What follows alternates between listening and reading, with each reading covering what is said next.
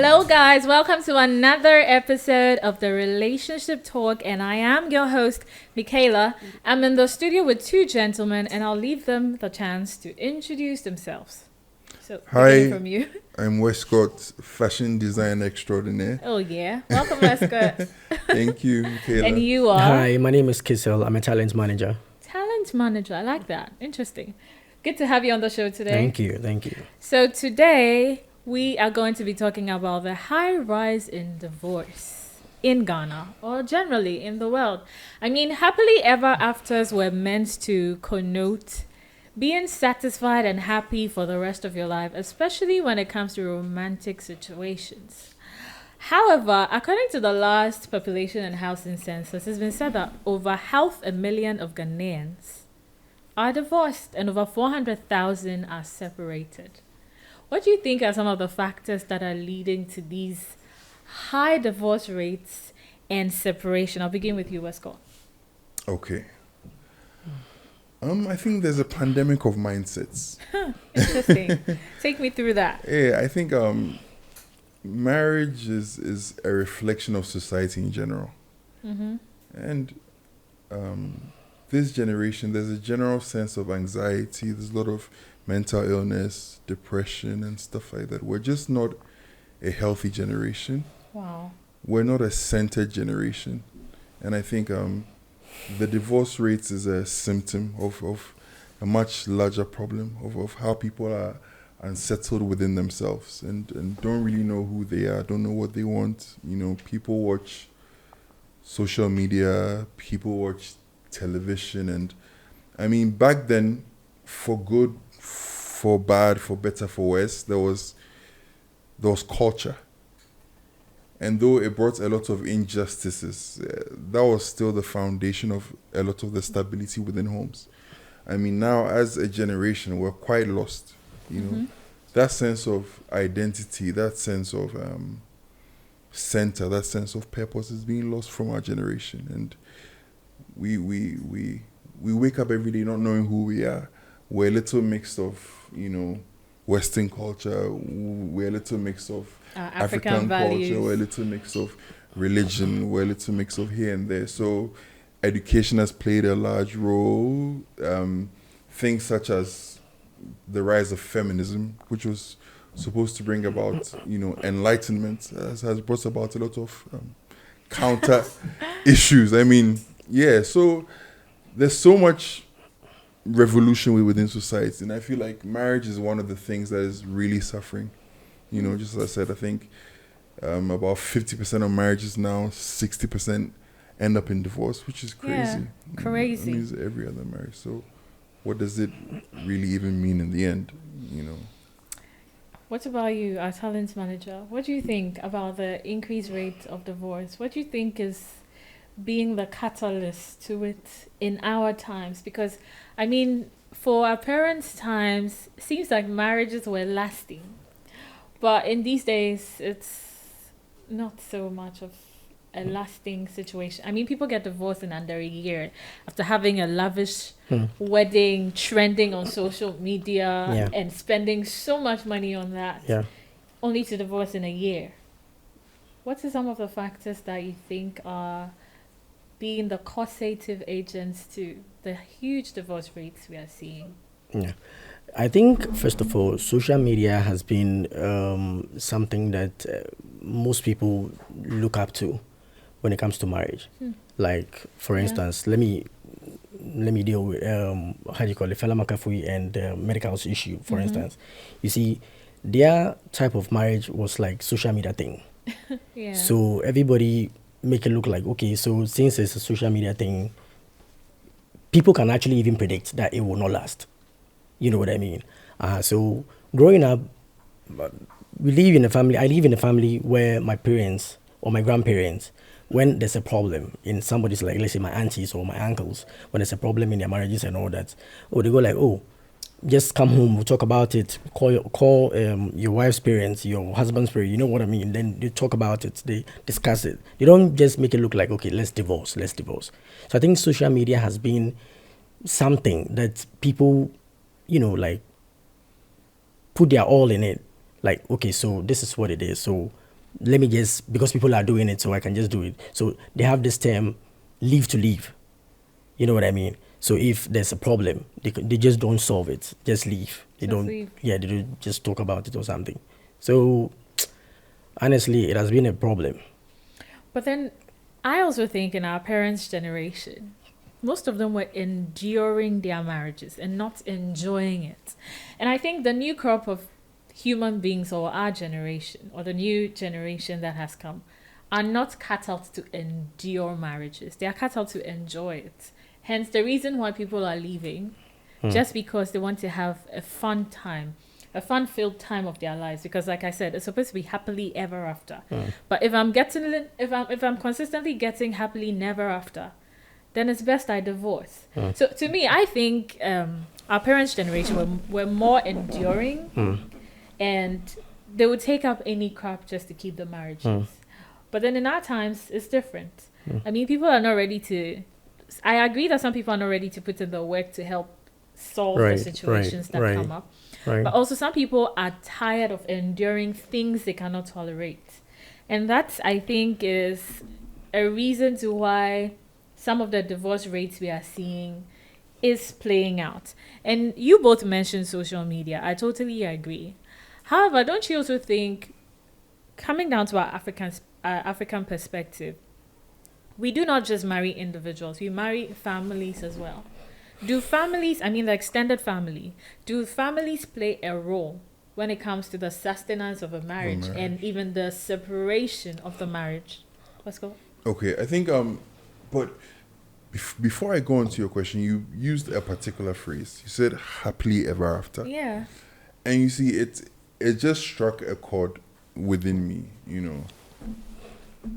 There's a problematic view that our generation holds of what love is. Tell us what it is. Okay, so just imagine, the other day I was thinking that, so you know how when you buy a box of cigarettes, they write, this product can cause cancer. Yeah. I think they should put a similar label on Disney cartoons. This product can cause naivety. Interesting. You know. How about telenovelas?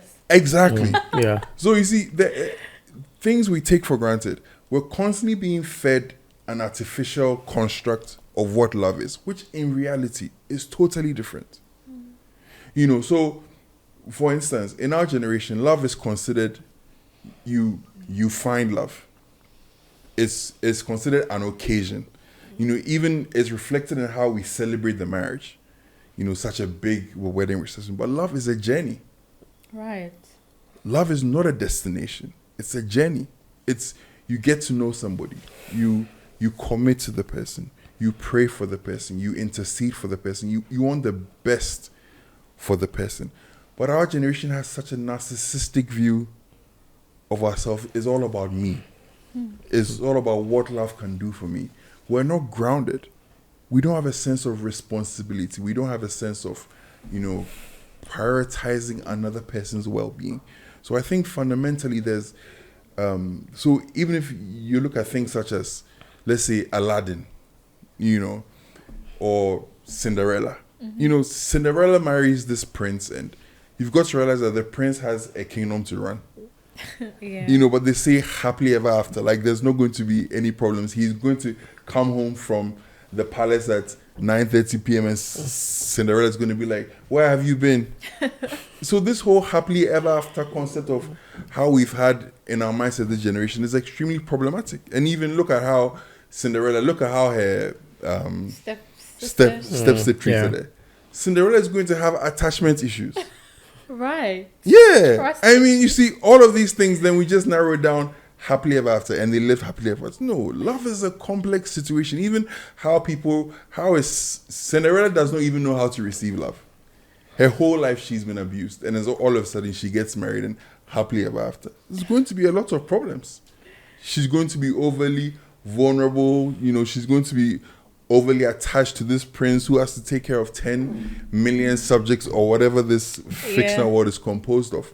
So I think the whole issue of happily ever after, we don't realize the complexities of being attached to another person, how that journey is. And you mentioned the past of how our families, sort of. I mean, the culture is not there any longer. People are not beholden to family structures as they used to be. I mean, freedom has been a fantastic thing in many ways. How now we're not beholden to culture, or people are free to express themselves. But all of this divorce rates is a side effect of losing our of the culture. rejection of losing our culture, the family system. Now, people don't even respect the extended family system anymore. People talk about privacy. People talk about independence. People talk about...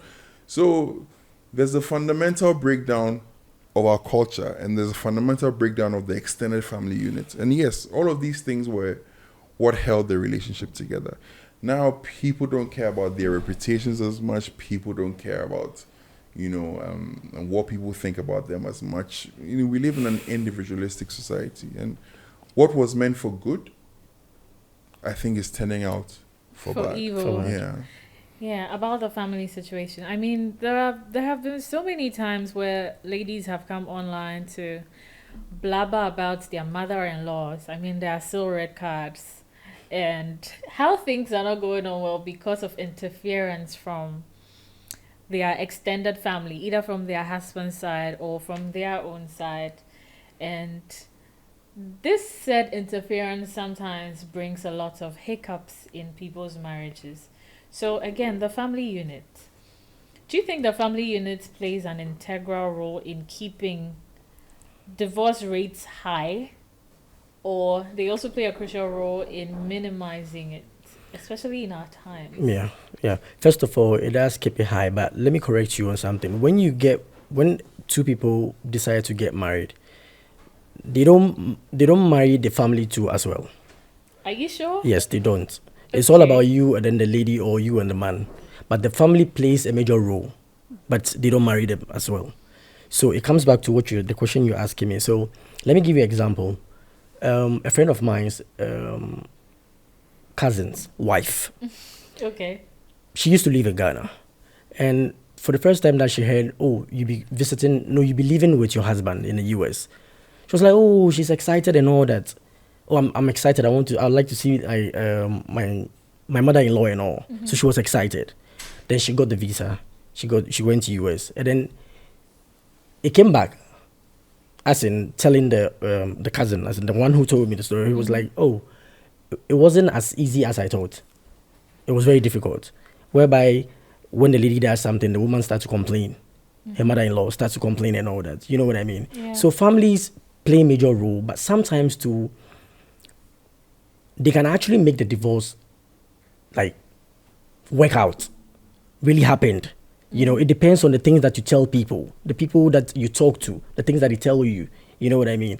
Like, for instance, somebody might say, with the Jano, he's just, trying to hurt you or trying to do things instead of advising you to stay, or, that kind of thing. They don't groom the women or the men better, so to say. They don't groom them better. So it's like all the time, they don't really care about things like that. You know what I mean? I don't know if you understand what I mean. Yeah, so family play a major role when it comes to two people getting divorced or not getting divorced. So we're speaking about family. We're speaking about social media. I mean, there are other factors that lead to divorces.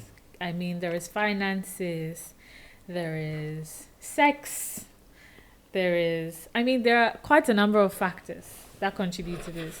But what can couples do before it gets to the point of, okay, I'm serving you divorce papers? What do you think couples can do to be able to address issues that rise up or pops up in their marriages? Okay, so when it comes to that, issues like that, I think the best way to tackle it is when they feel like, okay, so this is the time that I don't want to be in a marriage again, and it's not working. Maybe there's an abuse, like addiction or something that maybe the lady or the woman has talked about several times, that the man is not stopping, or both ways, or like finance situation and all, or sex, because yes. Even with sex, I mean, there have been situations where, okay, let's abstain till marriage, and then we get there and I realize there's something wrong. In a situation like that, you feel deceived, and it seems like enough grounds for marriage, because I think sex plays a huge role when it comes to the top or the leading factors for divorce. It does. It's one of It the does. things up the list. So in situations like this, you think, and I realize that when it comes to issues of fertility, mostly the fingers are being pointed at a woman. And on that note, most people are really afraid to send their issues out to receive help, especially when it comes to it being a man's kind of situation. I mean, we've become so used to women being the infertile ones that when it becomes a man's thing, the ego of the man, his dignity, his honor seems like it would go rubbish. Hence, they don't seem like they need to seek for help. They do not want external people involved. But we need these external people sometimes to be able to solve and tighten the bolts in our marriages. So how do we reach out to these external factors or these external people or entities for help before it gets to the point of I'm serving you divorce papers? Yeah. I think personally, I feel like we need some humility. I think that's lacking in our generation. We need some compassion. And I mean, things like finances and all, like, life is difficult. Life is extremely difficult. And if you don't approach marriage with that realization that you're bound to find challenges, So, I mean, even look at how, let's take it from the Bible's perspective, how it describes marriage. It says Christ should love, that the man should love His the wife, woman like Christ Christ. loves the church. Guess what? Christ literally sacrificed his body on the cross. Yeah. Christ And it says the bled man to death. should be Yeah. able And to imagine you're die. supposed to emulate such a system. Such a system. So I mean, I use that Already. particular example just to let you know probably the universal extent to which we're supposed to love our partner. And so we just ask ourselves that, do we have that capacity moving on for each other? Being bound to another person is not a simple act. Every instinct within ourselves craves independence. We crave freedom. So being bound to another person is not something we should take lightly. So as soon as two souls collide, there are bound to be issues that will rise up. So people have to be, sort of imbibed, or that concept needs to be integrated in people, and to build awareness that you're going to be joined to another person. So previously, for all your life, you take it for granted that you just wake up and you think independently. You have 10,000 CDs, you have 500 CDs in your bank account. We take it for granted for the fact that throughout our whole lives, we decide what happens to that money. Then all of a sudden, you go to church, you say I do, and there's literally a conjoined twin next to you where everything you do, say, believe, there has to be consensus. So I think we take these things for granted. And so eventually you see that when conflicts arise, people don't know how to resolve it because we're not used to, sort of being bound to another person. And it's never going to be a simplistic manner. So in the end, it's going to take humility. Yeah, it's going to take a strong sense of purpose. And I think marriage is about fulfilling purpose. Yeah. It's not about receiving pleasure from another person. It's not about getting a glorified house help. It's about purpose. It's about, moving through life together. About two people, because life is such a fragile, perilous journey. And so you should realize that once you're getting married, you're bringing somebody into your life to help you fight the elements, all the existential crises, all these things. So if we don't understand the purpose of marriage, men are social beings because living in isolation is a dangerous thing. Evolutionary speaking, like, we're not supposed to live in isolation. We can't function in isolation. So institutions such as marriage is built to help protect us from the elements of nature, from the elements of the world. So if you don't understand, the purpose of marriage, then it becomes problematic. So the very thing that marriage is supposed to protect us from is the very thing that is causing divorce. Your wife is supposed to be in your corner. Your husband is supposed to be your helper. But then we turn against each other. And rather, there's so much conflict in the home that we become, frustrated. It says for better, for worse. But at what point does worse become worse enough to back out? And at what point does worse become worse that you say we need to work on this? I mean, there should be a clear-cut line. Because there are some worse that, if you're going to stay in there, you're going to die. There are some words that okay, it's us against the world.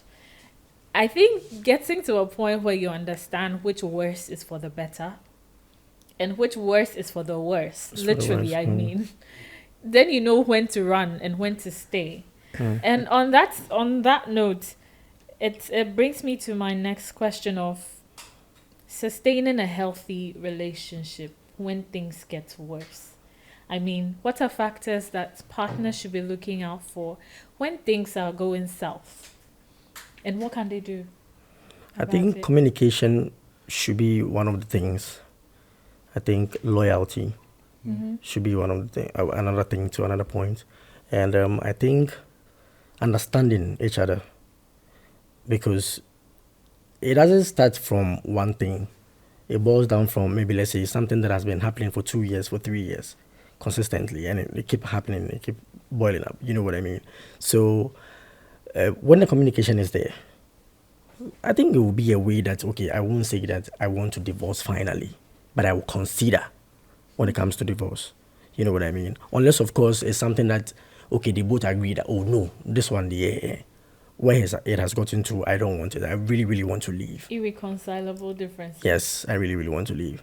But with everything being said, I think communication should be, communication. But then people are getting married for the wrong reasons. I think so, So they get in and expectations are not met. Would you still say it's a communication kind of problem? Because I don't think that's the communication kind of problem. I think it's more about, like you mentioned, purpose. It's more about setting straight your purpose, your goals. Why are you even going into the marriage for the first place? But why would you even go into marriage for expectation? Definitely. I'm going in, it's like a partnership. You have expectations. But you don't need to. Expectation should be there, but it shouldn't be paramount. Like the main thing, the main reason why you're going into marriage. I mean, why would you? So what should you be looking out for if you do not have any expectations? That's where we have something that we call DBDB. Some people don't really like that kind of thing, though. But I mean, it's cool. It's okay. It's normal. Yes. Why would you like abinada all the time? Why wouldn't you like to, be there for the person for the right reasons? Then you all enjoy after abing.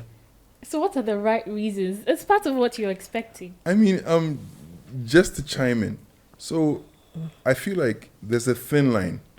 First of all, there are wicked people in this world. Definitely. There are problematic people. There are abusive people. I mean, we all got exposed to the Cassie P. Diddy situation where he was literally trampling on her on the floor. Divorce. But they weren't even married. They weren't. At that time, but they got married. They got? Yeah. Cassie and Diddy were married for a while. Okay. Or they were in a committed long-term relationship. Or whatever. Okay. Yeah, I think one of them. But basically, in that situation where your life is in danger, you have to divorce. That's a very serious situation, And then there's a situation of, he's not being emotionally fulfilling or all those kind of things. There are two scenarios, really. So divorce is a necessary evil sometimes. But there's also situations where you have to power through. You have to, I think, for the sake of, even if you look at, I think it's quite similar here, but if you look at African American homes, I think 70% of black men are growing up without a father in the home. Yeah. That's true. The fatherlessness crisis, who else is going to train a man? Who else is going to equip a man for life? Exactly. And they're left with just their mothers who are doing their best. And the whole issue of single mothers raising children is a very tough situation to be in. So I think divorce is not a decision that should be taken lightly. It's just as we're saying, Charlie, there's a crisis of mindset within our generation. There's a crisis of mindset, and I don't know where salvation is going to come from, but something has to give. So you mentioning the kids, I mean, who are going to bring up our boys if the fathers are not around? Exactly. That brings me to the question of when two people are in the midst and in the eye of the storm of divorce, and there are kids involved. How do they go about telling the kids that, hey, your father and I have to go separate ways, or your mother and I are no longer going to be together, so get used to this? How do you properly even communicate that with your kids, especially if they are not maybe adolescents or old enough to really understand certain situations? Because some kids, because of their age and maturity, they sort of get the dynamic, but some of them are too young to get the picture. They don't understand why mommy and daddy cannot live together. How do you even communicate that to them? Okay, so let me give you an example. In 1992, I was young by then.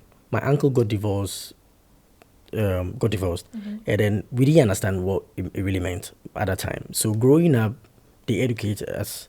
Okay, so this is the reason why. And then they'll give you similar examples. Like, oh, this is the reason why. You see, this is a rule that I even divorced. I didn't even want to live with her anymore. You know, that kind of thing. So I think when they are kids and they don't understand, with time, you will explain to them. They will understand. But definitely, you have to explain to your kids. You have to let them know. Because if they don't know and they keep asking you questions, it's like, okay, so my mom... And sometimes it can have mental effects on them. Yeah. You know what I mean? Psychologically, because let's say, for instance, they've been in the same house for a very long time. Then all of a sudden, mommy is nowhere to be found again. Mommy just comes to the house once every time, maybe once every month or something like that, you know. So explaining to them, telling them the reasons.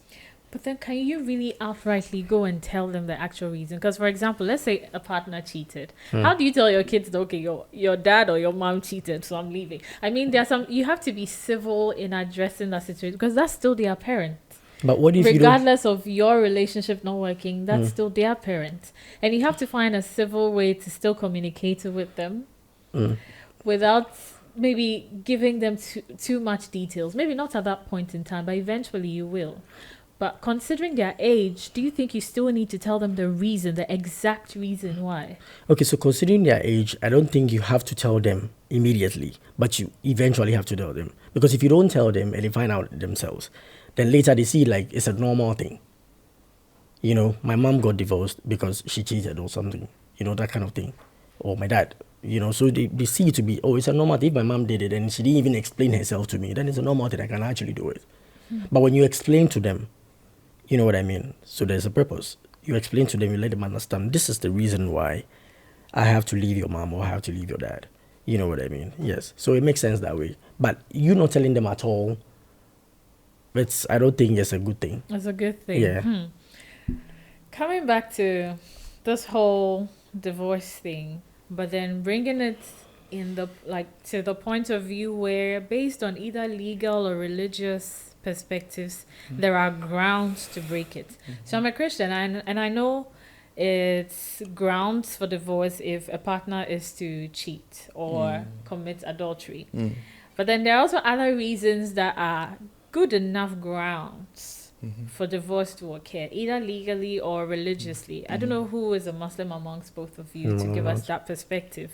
But I mean, I know for the Christian point of view. But I also think when they also say for better, for worse, it's not worse that you are doing against each other as partners. Because in a situation where your partner has been abusive, I think it should be enough grounds to divorce the person. Because you do not want to leave there in a body bag or in a coffin. So that should be enough grounds. On the legal grounds, can you give us some reasons why it will be granted legally for people to have divorce? Yeah.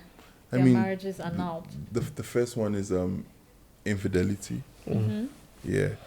This one of the thing. 1, 2 is fraud. Fraud? Yeah. How? Marital fraud or yes, something? if people enter the marriage basically on false pretenses. You know, a lot of these things happen. The person can represent himself in a way that is not right. He can say, oh, I'm a doctor or something. Then you marry him, you find out that Okay. he's just a liar How by about the profession. person says they're of good health condition and you get married and you realize, Realize that they are not. there's this disease or can that also fall under? I mean, that's just.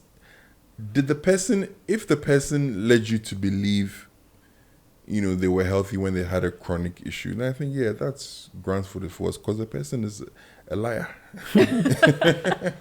Right. I mean, you should have been open and honest, and one of the foundations of any healthy relationship is, Honesty. to a great extent, Right. honesty and openness. Sometimes there's also irreconcilable differences, as they call it. That one is quite a broad category. But at the end of the day, there can be a life without the meeting of the minds. So sometimes if there are certain fundamental hiccups that you just can't seem to get over, then the law allows you to divorce after a certain period of time.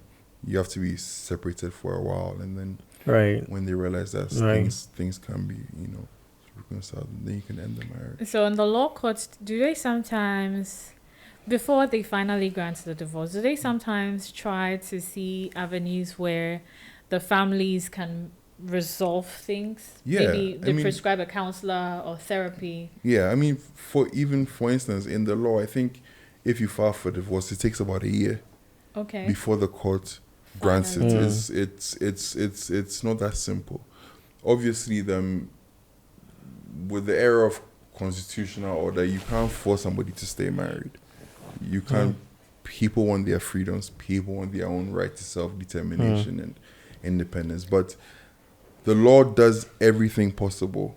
So it mandates there has to be separation for 1 year minimum before the courts can, allow divorce. So obviously that tells you that, the law prioritizes reconciliation. The law prioritizes, because divorce is not a good thing.